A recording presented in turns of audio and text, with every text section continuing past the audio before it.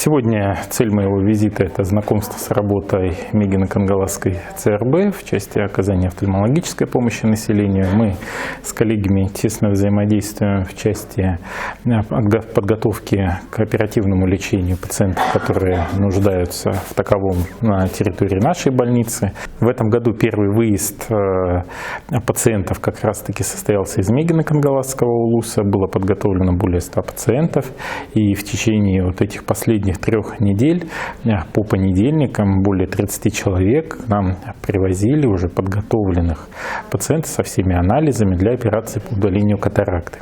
Пациенты получили всю необходимую медицинскую помощь. Вот сегодня я встречался с пациентами у себя в больнице и приехал поделиться впечатлениями об этом с коллегами здесь, в Центральной районной больнице.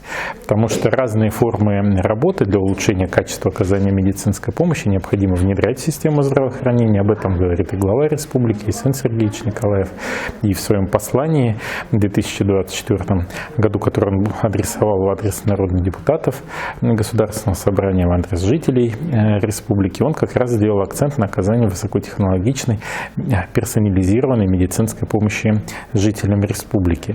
И надо отметить, что вот те пациенты, которые помощь уже получили, они отмечают, что это было очень оперативно, слаженно, потому что сроки госпитализации сдвинулись до максимально коротких, то есть пациент обратился в ЦРБ, врачи ЦРБ поставили диагноз, далее приехал наш специалист, который рассчитал линзу, которую необходимо пациенту заменить, и после этого при взаимодействии администрации района и администрации больницы они все были на автобусе привезены к нам в учреждение. И в этот же день госпитализированы, потому что мы знали уже, сколько людей приедет, с каким диагнозом, и хирурги были готовы такое количество пациентов прооперировать одномоментно. И, соответственно, на следующий день они уже были выписаны с улучшениями зрения.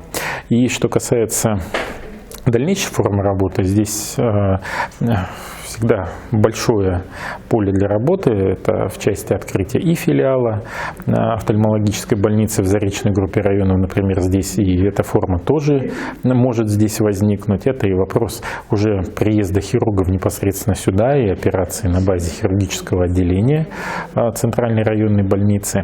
И сегодня мы как раз это будем обсуждать с руководством больницы.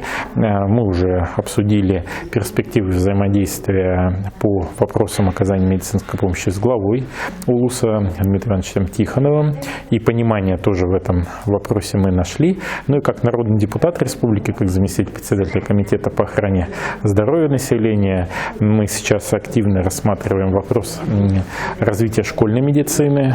Это тот пункт, который тоже глава республики отразил в своем послании на Госсобрании Ултумен в конце 2024 года.